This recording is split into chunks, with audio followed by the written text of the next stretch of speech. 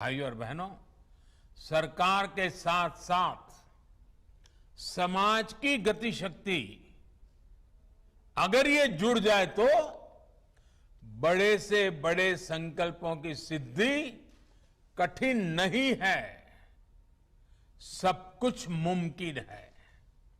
और इसलिए आज जरूरी है कि जब भी हम कोई काम करें तो ये जरूर सोचें कि उसका हमारे व्यापक राष्ट्रीय लक्ष्यों पर क्या असर पड़ेगा।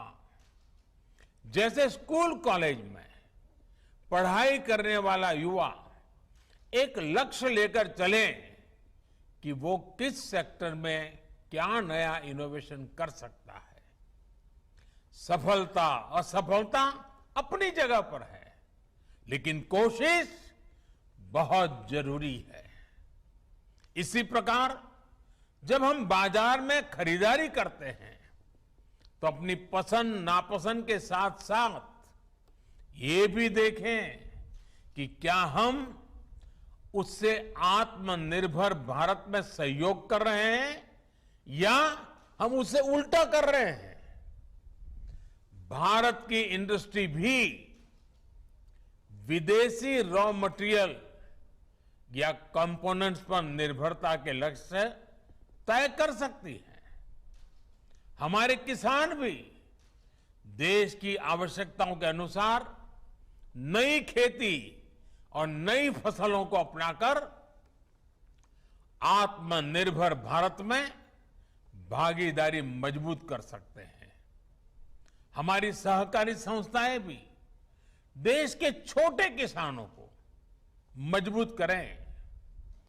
हम जितना ज्यादा ध्यान हमारे छोटे किसानों के ऊपर केंद्रित करेंगे, उनकी भलाई के लिए आगे आएंगे,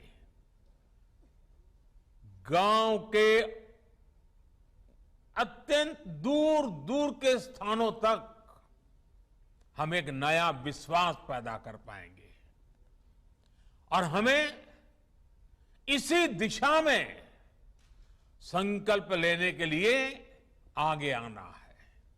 साथियों, ये बातें सामान्य लग सकती हैं, लेकिन इनके परिणाम अभूतपूर्व होंगे।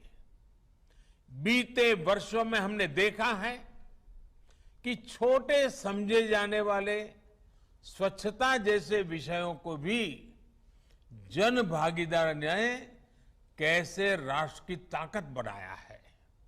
एक नागरिक के तौर पर जब हम एक भारत बनकर के आगे बढ़े तो हमें सफलता भी मिली और हमने भारत की श्रेष्ठता में भी अपना योगदान दिया। अब हमेशा याद रखिए, छोटे से छोटा काम भी महान है अगर उसके पीछे अच्छी भावना हो। देश की सेवा करने में जो आनंद है, जो सुख है, उसका वर्णन शब्दों में नहीं किया जा सकता। देश की अखंडता और देश की एकता के लिए अपने नागरिक कर्तव्यों को पूरा करते हुए हमारा हर प्रयास ही सरदार पटेल जी के लिए सच्ची श्रद्धांजलि है।